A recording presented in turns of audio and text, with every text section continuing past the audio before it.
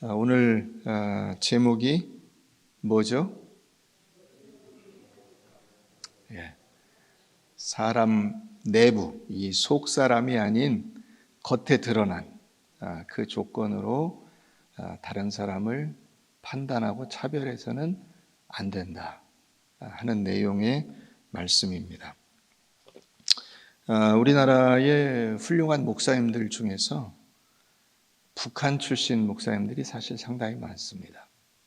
대표적으로 한경직 목사님, 또 김창인, 박형룡, 백낙준, 박윤선, 임택진, 김선도, 곽선희, 박조준 이런 분들이 전부 북한 출신들이고요.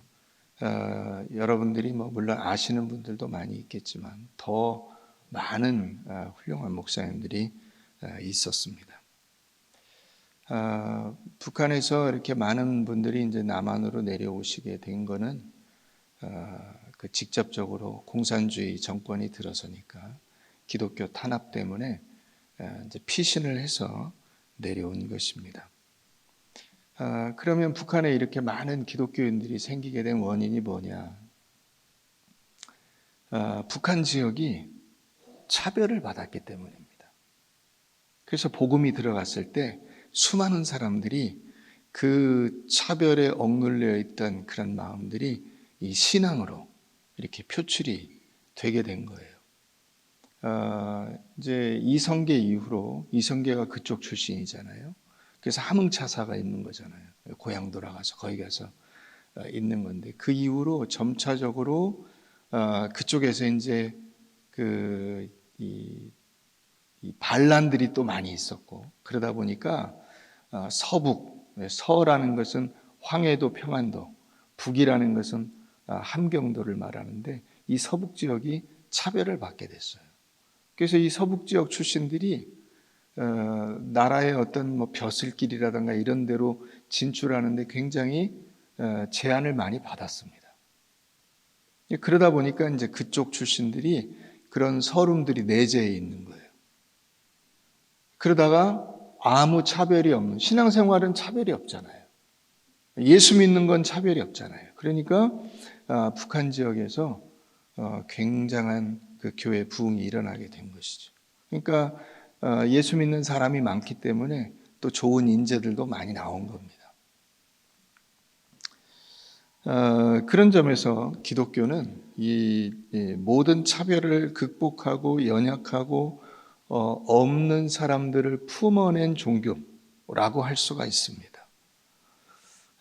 야고보 때에 이렇게 외적인 조건으로 사람을 차별하지 말라고 야고보가 이렇게 말할 때 이 말은 오늘날 우리들이 느끼는 것과는 좀 그 강도가 다릅니다.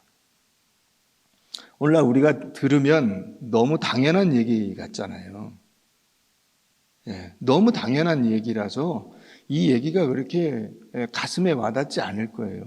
여러분들 중에 지금 내가 여러 가지 면에서 차별을 당한다라고 느끼시는 분들이 그렇게 많지는 않을 겁니다. 그런데 그 당시는 달랐어요. 예수님 당시에는 이 차별이 일상화되어 있었습니다. 오늘 우리나라 역사 속에서도 마찬가지잖아요. 당시 예를 들어서 대표적으로 여자나 노예는 사람 취급을 못 받았고요. 그 다음에 유대인들은 이방인들을 사람 취급을 안 했습니다. 그러니까 이게 우리가 기독교 역사를 보면 로마 제국의 강력한 통치 속에 있었는데 어떻게 기독교가 그 강력한 로마 제국의 통치를 극복하고 넘어서서 로마 제국은 무너져도 기독교는 오히려 더 강력한 어떤 신앙의 울타리를 형성할 수 있게 됐냐. 그 당당한 주역이 두 종류의 사람들이 있는데 그게 바로 여자와 노예입니다. 여자들은 그 당시에 인구수를 세는데도 들어가지 않았습니다. 그러니까 사람 수가 예를 들어서 10만 명, 이 지역에 10만 명이 삽니다. 그러면 10만 명의 여자가 없어요. 남자만 센 겁니다. 유대인만 센 거예요. 그런데 이 여자를 예수 그리스도 안에서 대우를 해주는 거예요. 그러니까 여러분, 우리가 복음서에 읽어보면 예수님께서 예를 들어서 가나안 수가성 여인, 여자하고 대화를 하시잖아요, 예수님이. 원래 유대인 남자가 이방 여자, 이 사마리아 여자하고는 대화를 안 하는 거예요. 사람 취급을 안 하는 거기 때문에 아예 쳐다보질 않습니다. 대화를 하시잖아요. 12회를 혈루병으로 앓던 여인과 대화를 하시잖아요. 막달라 마리아가 와가지고 예수님 발을 닦아주잖아요. 또 한 부류가 노예입니다. 이 야고보 당시에 로마 인구의 한 3분의 1 이상은 노예였을 것으로 지금 추측을 하고 있습니다.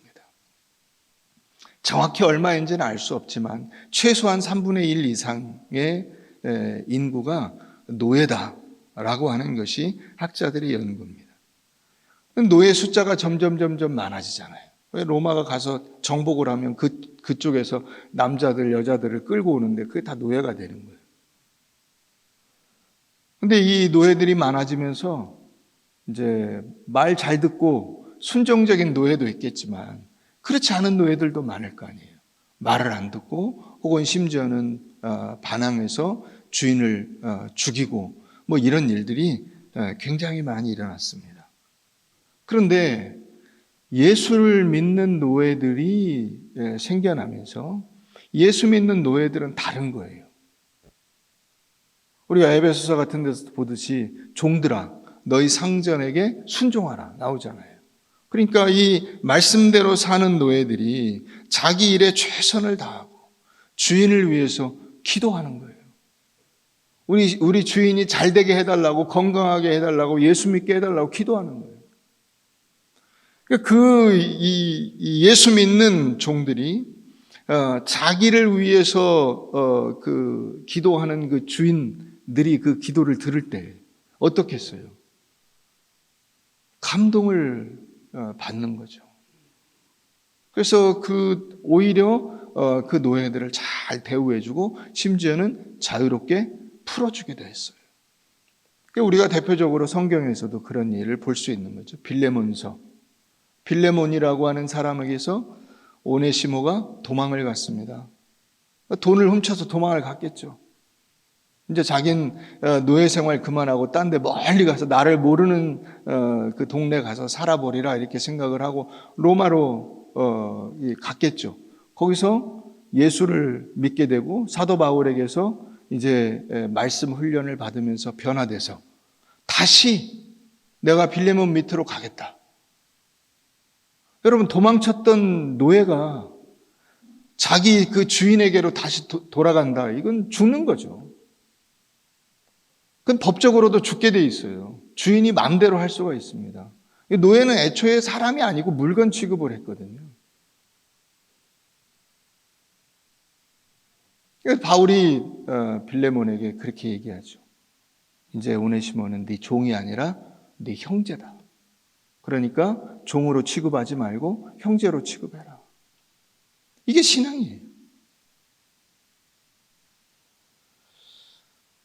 여러분, 우리나라도 마찬가지예요. 우리나라도 19세기, 20세기 초 이때에 이 기독교에 공식적으로 1885년도에 미국에서 선교사들이 들어오면서 공식적인 천주교 아닌 기독교 활동이 시작이 됐는데 그 당시에 우리나라에서 여성의 지위라는 것은 얘기할 게 없었어요.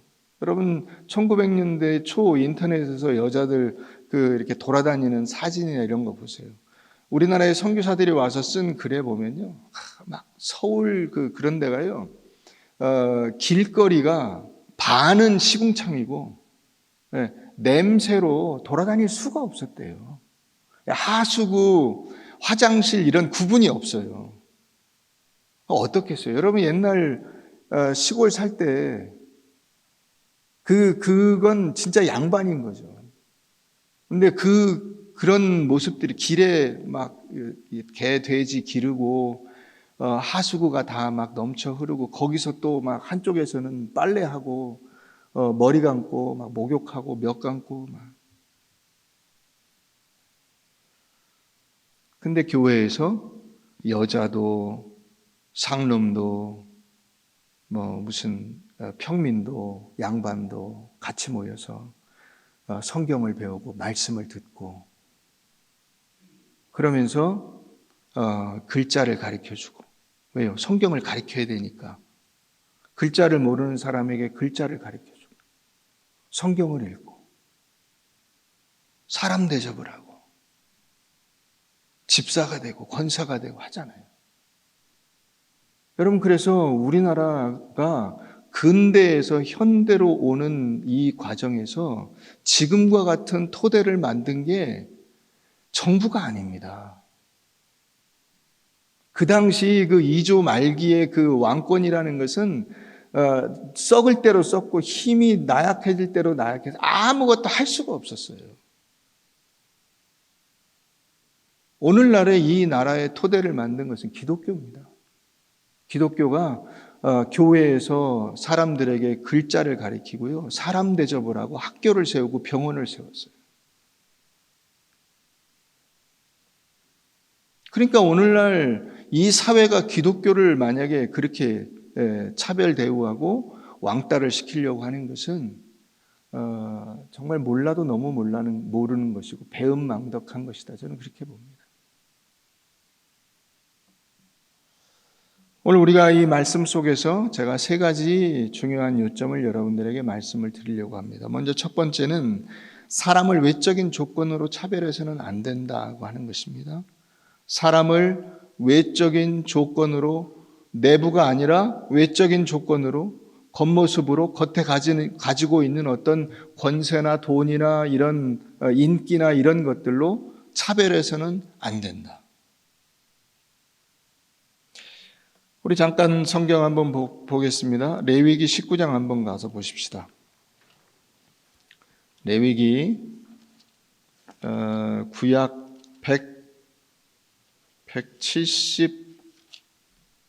176페이지, 구약 176페이지.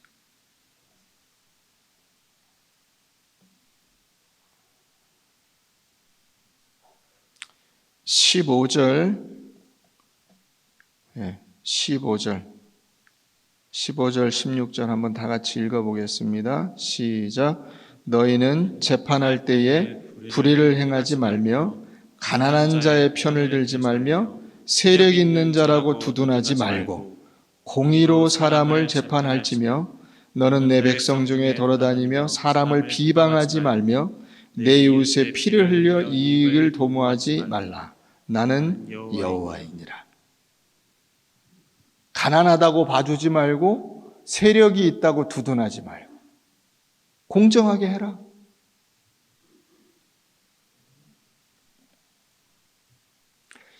오늘 다시 말씀으로 돌아오면 1절에 내 형제들아 쭉 믿음을 너희가 가졌으니 믿음을 가진 사람은 어떻게 해야 되냐? 사람을 차별하여 대하지 말라 이랬어요. 여기 차별하다라고 하는 이 단어가 어떤 뜻이냐면요, 여러분 연극을 할 때 분장을 하고 얼굴이 만약에 이게 그 분장한 역할에 안 맞으면 이 당시는 가면을 썼어요. 가면. 근데 그 가면에 절을 하는 거예요. 가면에. 제가 왕 역할을 맡았어요. 그래서 왕의 옷을 입고 왕의 가면을 썼어. 저는 왕이에요, 아니에요? 예? 왕이 아니죠. 왕이 아니고 뭘 쓴 거예요? 가면을 썼어. 그런데 저를 실제 왕인 줄 알고 절을 한다. 그럼 좀 웃기죠. 그죠? 예. 실제 왕이 아닌데 나를 실제 왕인 줄 알고 이 밖에 나갔는데 누가 절을 해요. 웃기는 거예요, 이거는. 그렇게 해서는 안 되는 거죠. 그 얘기예요. 연극 배우가 부자 가면을 썼으면 그 사람을 부자인 듯이 대우하고, 권력자 가면을 썼으면 권력자처럼 대우하는 것은 연극에서는 맞을런지 모르나 실제 우리의 삶에서는 그렇게 해서는 안 된다는 거예요. 그 역할에 따른 가면을 썼을 뿐인데 그 사람을 진짜 부자이거나 진짜 권력자인 것처럼 그렇게 대해서는 안 된다는 거예요. 그래서 이제 그 예를 드는 거예요. 만일 너희 회당에, 예배당에 한 사람이 금가락지를 끼고 아름다운 옷을 입었어. 이 금가락지는 무슨 뜻이냐면요, 권력자라는 뜻이에요. 큰 반지. 이 반지가 도장 역할을 했어요. 결제 도장 꽝 찍는 거예요.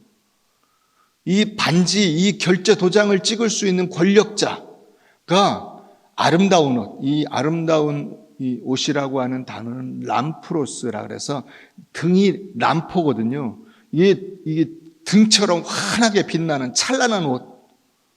막 옷이 막 겉에 막 금장식 같은 게 막 달려가지고 번쩍번쩍하는 옷을 입고 손에 가락지를 낀 아주 높고 부자고 막 이런 사람이 딱 들어오는 거예요. 한쪽에는 남루한 옷, 이 남루한 옷이라고 하는 뜻은 이 원래 뜻이 뭐냐면 여기 누덕누덕 기운, 이렇게 네모난, 여러분 그림에서나 보는, 요즘에는 거의 볼 수 없는, 옛날에는 종종 있었죠. 여러분 잘할 때는, 그죠? 예, 헝겊 이만큼 돼가지고 바늘로 이렇게 기워서 입은 옷, 이런 옷들이 특히 팔꿈치 이런 데 막 많이 있었잖아요. 옷 찢어지면 어지간하면 기워 입었지 새로 사 입었어요. 요즘에는 멀쩡한데 마음에 안 들어서 갖다 버리고 새로 사서 입잖아요. 옛날엔 그런 시절이 아니었어요. 그죠? 누덕누덕 기운 옷. 한 군데만 찢어진 게 아니라 여기저기 다 막 해가지고 그 기운 옷을 입고 들어오는 남루한 옷을 입은 사람이 딱 들어오면 그 찬란한 옷을 입은 반지 낀 그 권력자한테는 아이고 여기로 앉으십시오. 여기 앉으십시오. 남루한 옷을 입은 사람에게는 여러분 이 푸대접보다 더 서러운 게 뭐냐면 무대접이에요. 쳐다도 안 보는 거야. 쳐다도 안 보는 거야. 그렇게 하면 안 된다는 거예요. 너희끼리 서로 이렇게 차별하며 악한 생각으로 판단하는 판단.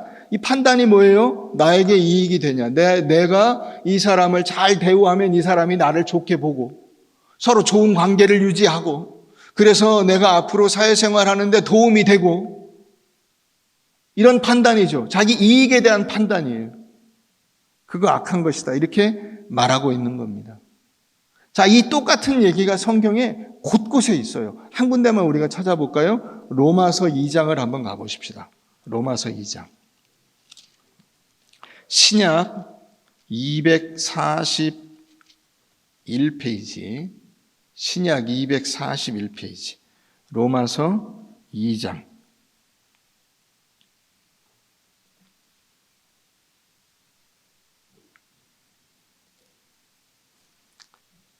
신약 241페이지 로마서 2장 한번 보십시다. 그러므로 남을 뭐하는 사람아? 판단하는 사람아. 누구를 막론하고 내가 핑계하지 못할 것은 남을 판단하는 것으로 내가 너를 정죄함이니 자기 스스로 자기를 정죄한다는 거예요. 판단하는 내가 같은 일을 행하기 때문이다. 남이 저 사람은 남을 판단해 이러면서 자기도 남을 판단하고 있다는 거예요. 이런 일을 행하는 자에게 하나님의 심판이 그 판단 그대로 임한다는 거예요. 진리대로 되는 줄 우리가 아노라. 이런 일을 행하는 자를 판단하고도 같은 일을 행하는 사람아 내가 하나님의 심판을 피할 줄로 생각하느냐. 혹 내가 하나님의 인자하심이 너를 인도하여 회개하게 하심을 알지 못하여 그의 인자하심과 용납하심과 길이 참으심의 풍성함을 멸시하느냐. 여러분 우리가 다른 사람들을 보고 저 사람은 나한테 도움이 되겠네. 가까이 지내고 잘해주고 커피 한 잔 빼다 주고 저 사람은 나하고 아무 상관이 없네. 난 모르는 사람이네. 신경 안 써야 되겠네. 얼굴도 안 보고 인사도 안 하고. 그러면 안 된다는 거예요. 그 똑같은 일을 하나님께로 당하게 된다는 거예요. 그 행동의 근원이 어디 있어요? 내가 그 사람의 외적인 조건을 보고 결정을 내렸다는 거야. 자, 그래서 11절 한번 가보세요. 11절. 2장 11절. 다 같이 시작. 이는 하나님께서 무엇으로 사람을 취하지 않아? 외모로 사람을 취하지 않아. 외모로. 하나님이 외적인 조건으로 사람을 너는 합격, 너는 불합격 이렇게 하지 않아.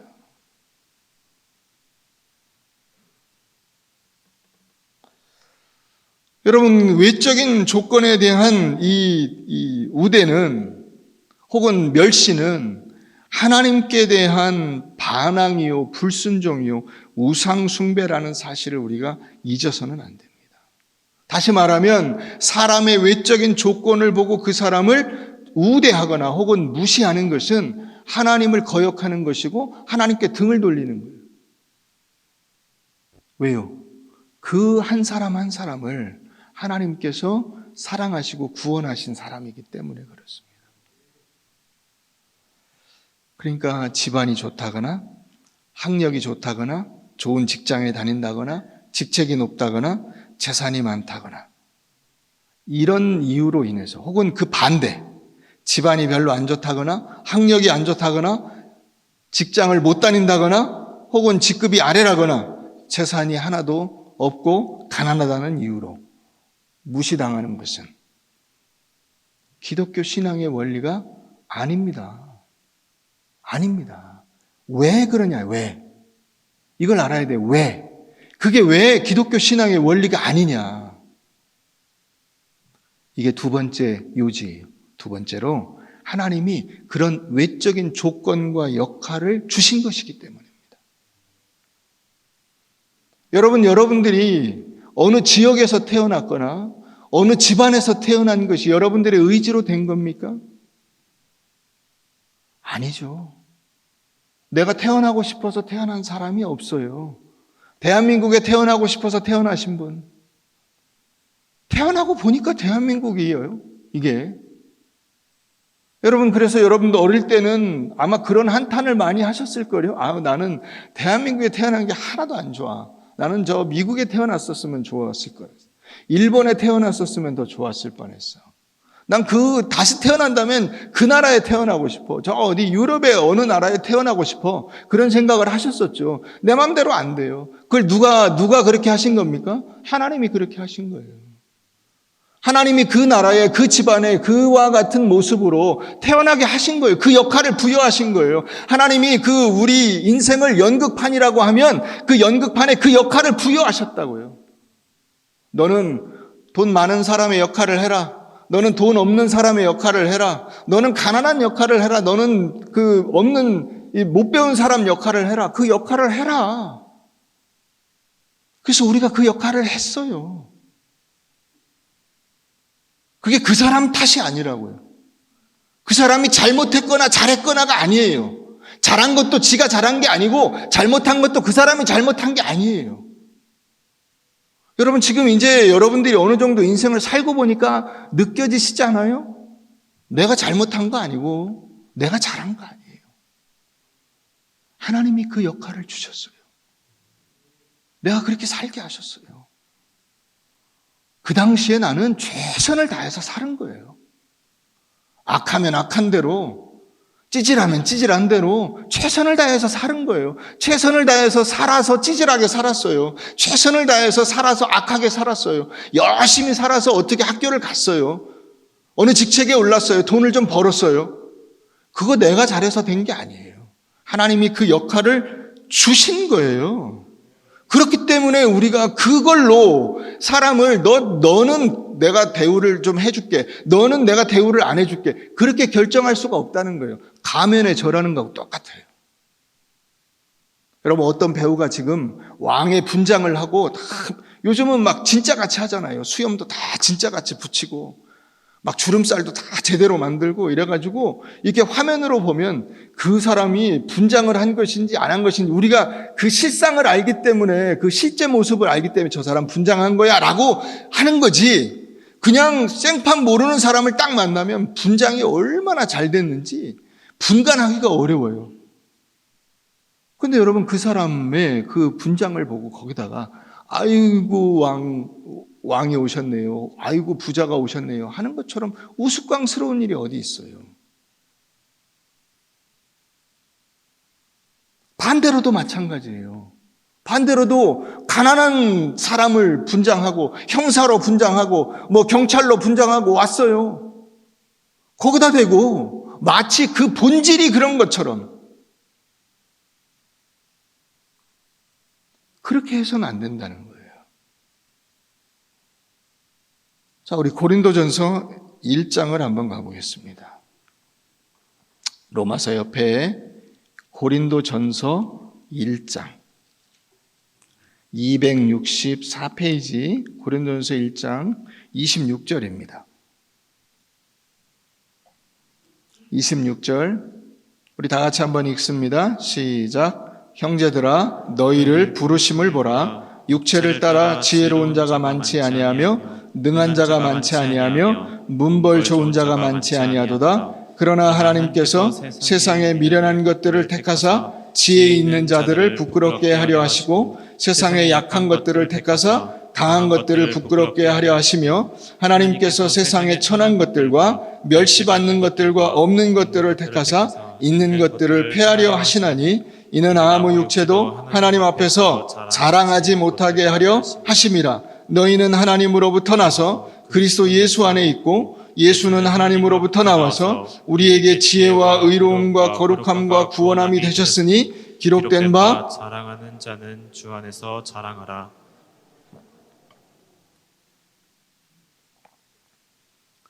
있고 없고 귀하고 천하고가 누구 손에 있는 거예요? 하나님 손에 있는 거예요.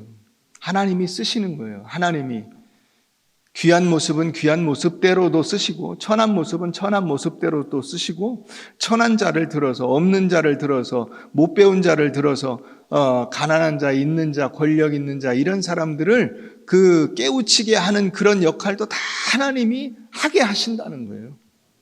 그래서 그 귀하기 때문에 그 사람이 훌륭한 사람이 아니고 귀하든 천하든 뭐 있든 없든 배웠든 못 배웠든 상관없이 하나님의 손에 붙잡힌 바 된 하나님의 손에 쓰임 받는 그 사람이 귀한 사람이고 그 사람을 하나님께서 하나님의 계획대로 움직여 가신다라는 사실을 말씀하고 있는 거예요. 그러니까 자랑은 누구한테 있어요? 나한테 있습니까? 아니에요. 자랑은 오직 하나님께만 있어요. 하나님이 영광을 받으시는 거예요. 사무엘상 16장에 가보면 다윗이 왕으로 선택되는 장면이 나와요. 사무엘이 그 다윗의 아버지 이새의 집에 갔어요. 그래서 아들들을 다 나오게 해서 하나하나 면접을 봐요. 근데 사무엘의 생각에 사무엘은 이제 이 외적인 조건을 본 거예요. 그게 여러분 누구나 다 마찬가지 아니에요? 여러분들도 사람을 볼 때 외적인 조건으로 먼저 보게 되잖아요. 그러니까 사무엘도 너무나 당연하게 그냥 자연스럽게 맏아들이 보니까 제일 괜찮아요. 그래서 맏아들을 딱 보자마자 면접을 딱 하자마자 아 이놈이네 한 거예요. 이놈이네 이 사람이네 얘가 다음 사울의 뒤를 이을 왕이네 하고 딱 찍었는데 하나님이 이제 하나님 앞에 기도하니까 하나님 이 사람입니까? 아니야. 둘째도 아니고 셋째도 아니고 다 아니라는 거야. 분명히 하나님이 여기 이 집안에 왕이 있다고 했는데 다음 왕 후보자가 지금 여기 있다는데 그래서 다른 아들은 없어? 그랬더니 막내가 있는데 지금 저 가서 형들 대신해 가지고 양을 치고 있습니다. 그러면 그 아들을 오라고 하시오. 그래서 막내 다윗이 온 거예요. 다윗을 딱 면접을 했는데 하나님께서 사무엘의 마음에는 다윗이 안 찼겠죠. 왜냐하면 이미 그 맏아들을 보고 이놈이네 했잖아요. 딱 찍었잖아. 다윗을 보니까 사무엘 마음에 안 들어. 근데 하나님이 어떤 확신을 주셔요? 어떤 음성을 주세요? 얘다. 그러면서 하나님께서 뭐라고 하십니까? 너희는 용모와 신장을 보지만은 나는 용모와 신장을 안 본다. 여호와께서 사무엘에게 이르시기를 그의 용모와 신장을 보지 말라. 내가 이미 그를 버렸노라 그랬어요. 여기 버렸다라고 하는 이 단어가요. 무슨 뜻이냐면 그게 아니라고 하다 이 뜻이에요. 그게 아니라고 하다. 용모 아니야. 신장 아니야. 외적인 조건 아니야. 그거 아니야. 그게 내가 사람을 선택하는 기준이 아니야. 아니라고 하다. 버렸다는 뜻이에요. 그게.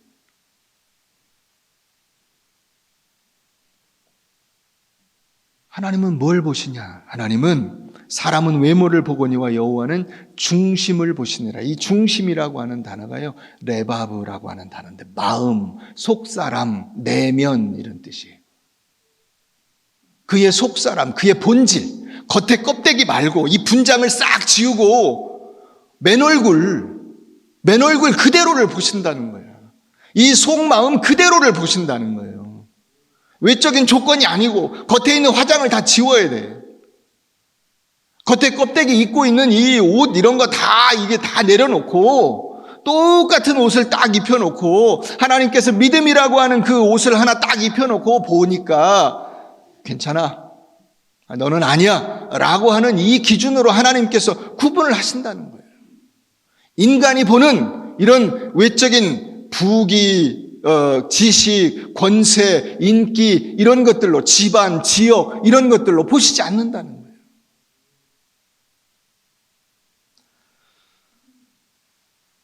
여러분 유대 사회가 그렇지 못했어요. 하나님이 이렇게 말씀하셨는데도 유대 사회가 그렇지 못했어요. 유대 사회는 거기에서 배운 자, 가진 자, 유대인, 이방인 이런 차별이 아주 명확했어요. 그래서 여러분 우리가 사도행전 10장에 한번 가서 보십시다.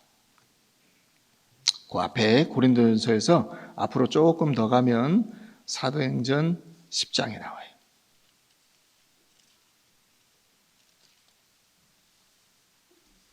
10장에 어느 구절을 읽지는 않을게요. 그냥 참고로 보세요.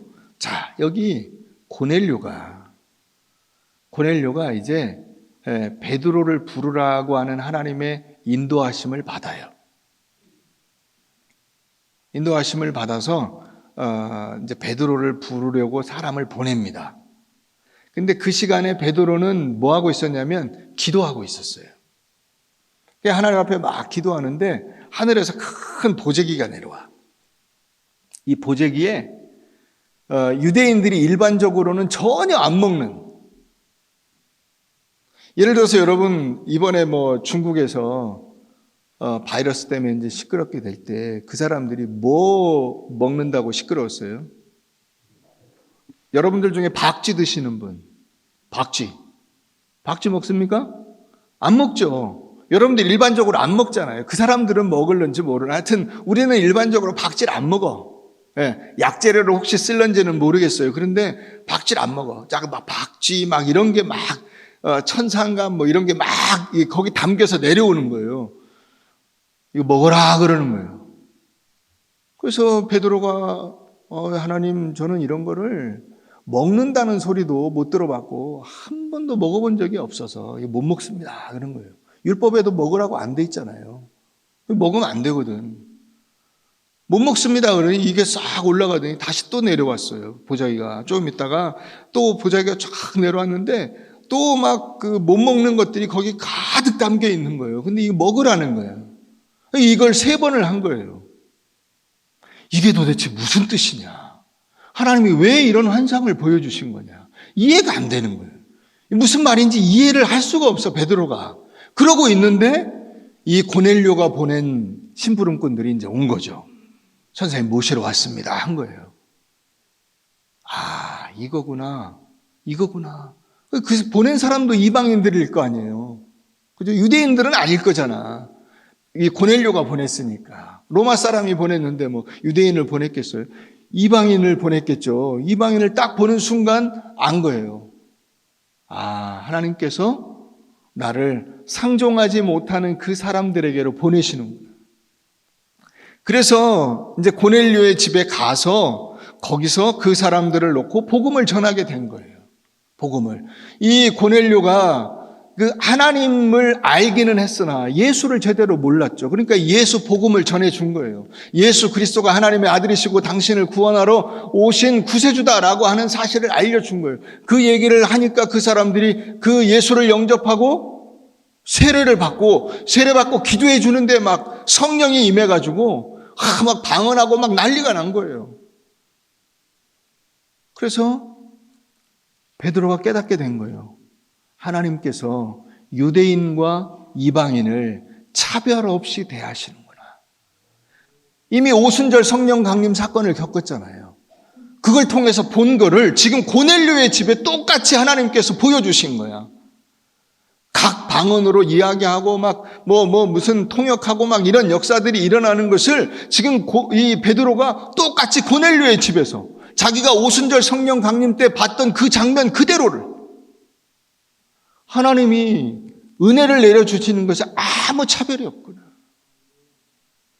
34절 한번 가보십시다. 34절 사도행전 10장 34절 35절 시작. 베드로가 입을 열어 말하되 내가 참으로 하나님은 사람의 외모를 보지 아니하시고 각 나라 중 하나님을 경외하며 의를 행하는 사람은 다 받으시는 줄 깨달았도다. 똑같은 얘기가 나오죠. 로마서 2장에 나오는 11절에 나오는 이야기와 똑같은 말씀이 나와요. 하나님은 사람의 외모를 보지 아니하시고 차별이 없으세요. 예수 믿는 사람에게는 다 똑같이 대해 주신다는 거예요, 하나님께서. 근데 우리는 같이 예수를 믿는다고 하면서도 서로를 차별하고 서로를 무시하거나 혹은 서로에게 대해서 무조건적인 우대를 한다는 거예요.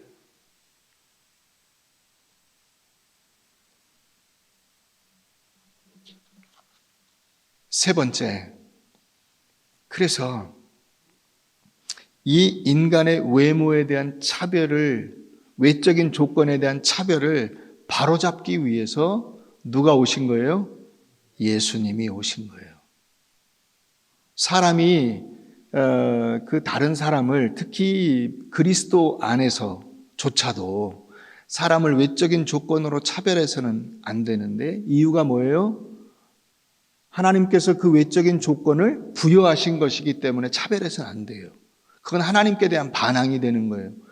그러면 그럼에도 불구하고 인간이 그냥 본질적으로, 그 본성적으로 다른 사람을 무시하거나 우대하거나, 외적인 조건 때문에 높은 사람이라면 껍벅 죽고, 돈이 많은 사람이라면 껍벅 죽고, 많이 배운 사람이라면 껍벅 죽고, 혹은 그렇지 못한 사람은 무시하고 외면하고 쳐다보지 않고, 이런 그 성향들을 고치시기 위해서 예수님이 오신 것이다. 그걸 고치기 위해서. 하나님이 모든 인간을 향해서 편파적이지 않고 남자나 여자나 유대인이나 이방인이나 부자나 가난한 자나 높은 자나 낮은 자나 구분 없이 사랑하시고 우리에게도 이와 같은 차별이 없도록 명령하시면서도 하나님의 자녀에 대해서는 하나님께서 지극한 사랑으로 우리를 위해서 모든 것을 아낌없이 부어주신다는 사실을 보여주시기 위해서 예수 그리스도가 오신 거예요. 그 예수님이 십자가에 달려 죽으신 거예요. 그래서 예수를 믿는 사람에게는 부자든 가난한 사람이든 높은 사람이든 낮은 사람이든 차별이 없는 거예요. 존 큐라는 영화가 있어요. 큐. 그 알파벳 대문자 큐. 사람 이름 존이에요. 이 존 큐라는 영화가 어떤 내용이냐면 평범하게 살아가는 흑인 아저씨.